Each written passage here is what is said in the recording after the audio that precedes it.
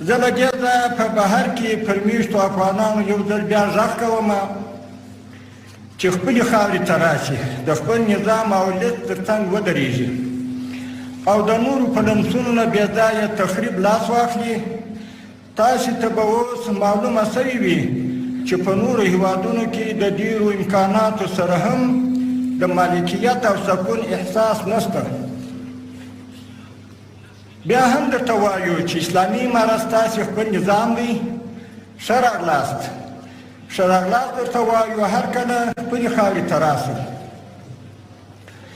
د نړۍ په ټولو هغو هیوادونو چې دې خاورې ته بد نیتونه لري هم غږ کوم چې موږ هر څه څارو او په اړه یې خپلې محاسبې لرو. رابولو یې چې د افغانستان له تاریخ څخه زده کړه وکړي. دا ملت څوک اسیر نشي نیولی. د لاس وهنې او تقابل پر ځای د اصولو په چوکاټ کې راسره حافظه سیاسي او اقتصادي تعامل ته لاره هواره کړي.